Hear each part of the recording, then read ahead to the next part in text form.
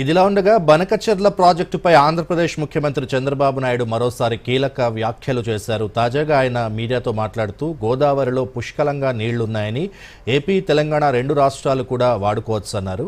కృష్ణానదిలో మాత్రమే నీళ్లు తక్కువ ఉన్నాయని, కొత్త అథారిటీ ఎలా కేటాయిస్తే అలా తీసుకుందామన్నారు. కాళేశ్వరం ప్రాజెక్టు విషయంలో తానేనాడు అడ్డు చెప్పలేదన్నారు. సముద్రంలో కలిసే నీళ్లు వాడుకుంటామంటే రాద్ధాంతాలు, అభ్యంతరాలు ఎందుకని ప్రశ్నించారు బాబు. తెలంగాణలోనూ ప్రాజెక్టులు కట్టాలని, తెలుగు రాష్ట్రాల ప్రజలు బాగుండాలనే తాను కోరుకుంటున్నానన్నారు.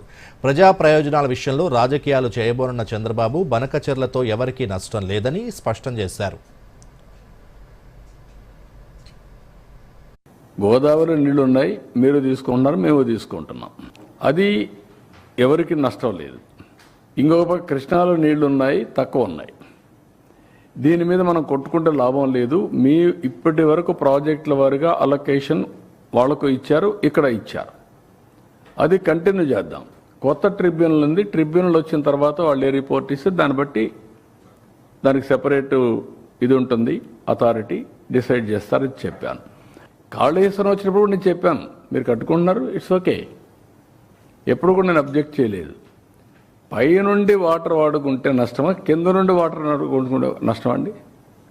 ఇది సముద్రంలో పోయే నీళ్ళు వేస్ట్ అయ్యే సముద్రంలో పోతుంది. మీరు ఎక్కడ వాడుకుంటున్నారు? పైన నుంచి మీరు ఆ నీళ్లు వాడకపోతే ఎక్కడికి వస్తుంది? వీడికి వస్తుంది. ఎవరన్నా రేజ్ చేస్తే ఆ పాయింట్ రేజ్ చేస్తారు, నేను ఎప్పుడు రేజ్ చేయను. తెలంగాణ కానీ ఆంధ్ర కానీ తెలుగు కమ్యూనిటీ ఎందుకు మనం ఇష్యూస్ చేసుకుంటున్నాం? అమికబుల్గా ఇచ్చిపుచ్చుకునే ధోరణిలో సముద్రంలో పోయే నీళ్ళు మీరు వాడుతున్నారు, వాడండి.